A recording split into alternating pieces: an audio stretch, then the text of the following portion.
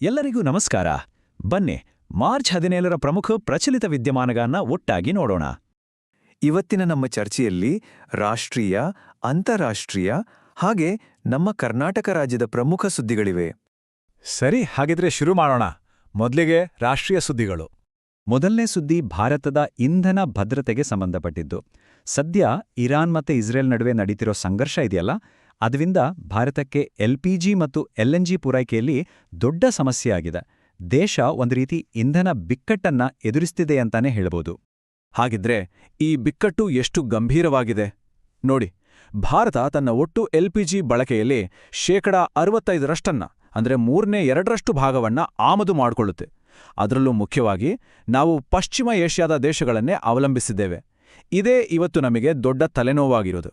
ಈ ಅವಲಂಬನೆಯಿಂದ ಆಗೋ ಪರಿಣಾಮಗಳು ಅಷ್ಟಿಷ್ಟಲ್ಲ. ಮೊದಲನೆಯದಾಗಿ ನಮ್ಮ ಹತ್ರ ಇರೋ ದಾಸ್ತಾನು. ತುರ್ತು ಪರಿಸ್ಥಿತಿಗಾಗಿ ಅಂತ ನಮ್ಮಲ್ಲಿರೋದು ಕೇವಲ 10 ದಿನಗಳಿಗಾಗುವಷ್ಟು LPG ಮಾತ್ರ. ಇನ್ನೂ ಬೆಲೆ ಏರಿಕೆಯ ಭೀತಿಯಂತೂ ಇದ್ದೇ ಇದೆ. ಸುಮಾರು 30% ಜಾಸ್ತಿಯಾಗೋ ಸಾಧ್ಯತೆ ಇದೆ. ಅಷ್ಟೇ ಅಲ್ಲ, ಯುದ್ಧದ ಕಾರಣದಿಂದ ಹಡಗುಗಳ ಸಂಚಾರಕ್ಕೂ ಅಡ್ಡಿಯಾಗಿ ಪೂರೈಕೆ ಚೈನ್ ಪೂರ್ತಿ ಏರುಪೇರಾಗಿದೆ. ಸರಿ, ಇದಕ್ಕೆ ದೀರ್ಘಕಾಲದ ಪರಿಹಾರಗಳೇನು? ನಾವು ಬೇರೆ ಬೇರೆ ದಾರಿಗಳನ್ನ ಯೋಚನೆ ಮಾಡಲೇಬೇಕು. ಒಂದು ಕಡೆ ಇಂಧನವನ್ನ ಬೇರೆ ಬೇರೆ ಕಡೆಯಿಂದ ತರಿಸ್ಕೊಳ್ಬೇಕು. ಅಂದ್ರೆ ಶೇಲ್ ಮತ್ತು ಬಯೋಗ್ಯಾಸ್ನಂತಹ ಹೊಸ ಮೂಲಗಳನ್ನ ಹುಡುಕ್ಬೇಕು. ಇನ್ನೊಂದು ಕಡೆ ನಮ್ಮ ದಾಸ್ತಾನು ಸಾಮರ್ಥ್ಯವನ್ನ ಹೆಚ್ಚಿಸಬೇಕು. ಉಪ್ಪಿನ ಗುಹೆಗಳನ್ನ ಬಳಸಿ ಸಂಗ್ರಹ ಮಾಡೋದು ಒಂದು ಒಳ್ಳೆ ಐಡಿಯಾ. ಇದರ ಜೊತೆಗೆ ಎಥನಾಲ್ ಮಿಶ್ರಣವನ್ನ 20% ಹೆಚ್ಚಿಸೋದು ಮತ್ತೆ ಹಸಿರು ಜಲಜನಕ, ಸೌರಶಕ್ತಿಯಂತಹ ಕ್ಲೀನ್ ಎನರ್ಜಿ ಕಡೆ ಹೋಗೋದು ಈಗಿನ ಅಗತ್ಯ ಮಾತ್ರವಲ್ಲ, ನಮ್ಮ ಭವಿಷ್ಯಕ್ಕೂ ಅನಿವಾರ್ಯ. ಇಂಧನ ಬಿಕ್ಕಟ್ಟಿನಂತಹ ಗಂಭೀರ ವಿಷಯದಿಂದ ಈಗ ಸಾಹಿತ್ಯ ಲೋಕದ ಒಂದು ಹೆಮ್ಮೆಯ ಸುದ್ದಿಯತ್ತ ಹೋಗೋಣ. ಇದು ಕೊಂಕಣಿ ಸಾಹಿತ್ಯದಲ್ಲಿ ಒಂದು ಐತಿಹಾಸಿಕ ಕ್ಷಣ ಅಂತಾನೆ ಹೇಳ್ಬೋದು. ಯಾಕಂದ್ರೆ ಮೊದಲ ಬಾರಿಗೆ ಒಂದು ವಿಮರ್ಶಾ ಕೃತಿಗೆ ಕೇಂದ್ರ ಸಾಹಿತ್ಯ ಅಕಾಡೆಮಿ ಪ್ರಶಸ್ತಿ ಸಿಕ್ಕಿದೆ. ಈ ಹೆಗ್ಗಳಿಕೆಗೆ ಪಾತ್ರರಾದವರು ಹಿರಿಯ ಸಾಹಿತಿ HM ಪೆರ್ನಾಲ್ ಅವರು. ಪೆರ್ನಾಲ್ ಅವರ ಸಾಹಿತ್ಯ ಸೇವೆ ಇದೊಂದೇ ಕೃತಿಗೆ ಸೀಮಿತವಾಗಿಲ್ಲ.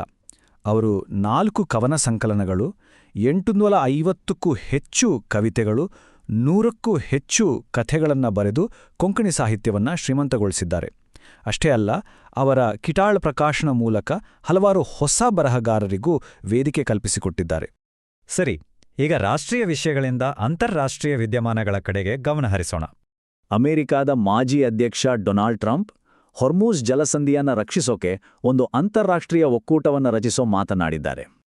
ಹಾಗಿದ್ರೆ ಈ ಹೊರ್ಮೂಜ್ ಜಲಸಂಧಿ ಯಾಕೆ ಇಷ್ಟೊಂದು ಮುಖ್ಯ?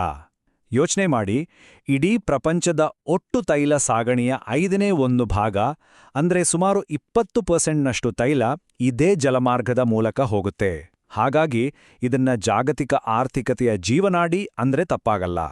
ಹಾಗಾದ್ರೆ ಈ ಜಲಮಾರ್ಗವನ್ನ ಅತಿ ಹೆಚ್ಚು ಅವಲಂಬಿಸಿರೋದು ಯಾರು? ಚೀನಾದಂತಹ ದೇಶಗಳು ತಮ್ಮ ತೈಲ ಅಗತ್ಯದ 90% ಇದೇ ಮಾರ್ಗದಿಂದ ಪಡ್ಕೊಳ್ತವೆ. ಆದರೆ ಟ್ರಂಪ್ ಅವರ ವಾದ ಬೇರೆ. ಅಮೆರಿಕಕ್ಕೆ ಬೇರೆ ದಾರಿಗಳಿರೋದ್ರಿಂದ ನಾವ್ಯಾಕೆ ಈ ಜಲಸಂಧಿಯ ಭದ್ರತೆಗೆ ತಲೆ ಕೆಡಿಸ್ಕೋಬೇಕು ಅನ್ನೋದವರು ಪ್ರಶ್ನೆ. ಅಂತಾರಾಷ್ಟ್ರೀಯ ಮಟ್ಟದಲ್ಲಿ ಇನ್ನೊಂದು ಆತಂಕಕಾರಿ ಬೆಳವಣಿಗೆ ನಡೆದಿದೆ. ಇಸ್ರಾಯೇಲ್ ಮತ್ತು ಅಮೆರಿಕ ಸೇರಿ ನಡೆಸಿದ ಒಂದು ಕಾರ್ಯಾಚರಣೆಯಲ್ಲಿ ಇರಾನ್ನ ಸುಪ್ರೀಂ ಲೀಡರ್ ಐತೊಲ್ಲಾ ಅಲಿ ಖಮೇನಿ ಅವರು ಬಳಸ್ತಿದ್ದ ವಿಮಾನವನ್ನ ಧ್ವಂಸ ಮಾಡಲಾಗಿದೆ ಅಂತ ವರದಿಯಾಗಿದೆ. ಈ ಘಟನೆಗಳ ಸರಣಿ ಹೇಗಿತ್ತು ಅಂತ ನೋಡೋದಾದ್ರೆ, ಟೆಹರಾನಲ್ಲಿ ವಿಮಾನ ಧ್ವಂಸವಾದ ತಕ್ಷಣ ಕಚ್ಚಾ ತೈಲದ ಬೆಲೆ ಬ್ಯಾರೆಲ್ಗೆ $105ಗೆ ಜಿಗಿತು. ಇದಕ್ಕೆ UAE ಕಾರಣ ಅಂತ ಇರಾನ್ ಆರೋಪ ಮಾಡಿತು. ತಕ್ಷಣವೇ ಪ್ರತೀಕಾರವಾಗಿ ಇಸ್ರೇಲ್ ಮೇಲೆ ಕ್ಷಿಪಣಿ ದಾಳಿಯನ್ನು ನಡೆಸಿತು. ಈಗ ನಮ್ಮ ರಾಜ್ಯದ ಸುದ್ದಿಗಳತ್ತ ಬರೋಣ. ಮೊದಲಿಗೆ ರಾಜ್ಯದ ಮಹಿಳಾ ಶಿಕ್ಷಕಿಯರಿಗೆ ಒಂದು ಸಿಹಿ ಸುದ್ದಿ. ಶಿಕ್ಷಣ ಸಚಿವ ಮಧು ಬಂಗಾರತ್ತ ಅವರು ಒಂದು ಹೊಸ ಯೋಜನೆಯನ್ನ ಘೋಷಿಸ್ತಾ ಇದ್ದಾರೆ. ಇದರ ಪ್ರಕಾರ ಶಿಕ್ಷಕಿಯರು ತಮ್ಮ ಮಕ್ಕಳ ಆರೈಕೆಗಾಗಿ ಮಗುವಿಗೆ 5 ವರ್ಷ ತುಂಬುವವರೆಗೂ ತಮಗಿಷ್ಟವಾದ ಶಾಲೆಯಲ್ಲಿ ಕೆಲಸ ಮಾಡಬಹುದು. ಇದರಲ್ಲಿ ಮುಖ್ಯವಾಗಿ 3 ಸೌಲಭ್ಯಗಳಿವೆ. ಮೊದಲನೆಯದು ಇಚ್ಛಿಸಿದ ಶಾಲೆಗೆ ನಿಯೋಜನೆ, ಎರಡನೇದು 180 ದಿನಗಳ ವೇತನ ಸಹಿತ ಹೆರಿಗೆ ರಜೆ, ಹಾಗೂ 3ನೇದು ಸೇವಾ ಅವಧಿಯಲ್ಲಿ ಒಟ್ಟು 6 ತಿಂಗಳ ಶಿಶುಪಾಲನಾ ರಜೆ. ಇದು ನಿಜಕ್ಕೂ ಕೆಲಸ ಮತ್ತು ಕುಟುಂಬವನ್ನ ಬ್ಯಾಲೆನ್ಸ್ ಮಾಡೋಕೆ ಸಹಾಯ ಮಾಡುತ್ತೆ. ನಮ್ಮ ರಾಜ್ಯದ ಇನ್ನೊಂದು ಬಹು ಚರ್ಚಿತ ವಿಷಯ ಎತ್ತಿನೊಳೆ ಕುಡಿಯುವ ನೀರಿನ ಯೋಜನೆ. ಈ ಯೋಜನೆಗೆ ಅರಣ್ಯ ಭೂಮಿಯನ್ನ ಬಳಸ್ಕೊಳ್ಳಕ್ಕೆ ಕೇಂದ್ರದ ಸಮಿತಿ ಷರತ್ತುಬದ್ಧ ಅನುಮತಿ ಕೊಟ್ಟಿದೆ. ಆದ್ರೆ ಈ ಅನುಮತಿ ಸುಲಭವಾಗಿ ಸಿಕ್ಕಿಲ್ಲ. ಕೆಲವು ಕಠಿಣ ಷರತ್ತುಗಳನ್ನು ಹಾಕಿದ್ದಾರೆ.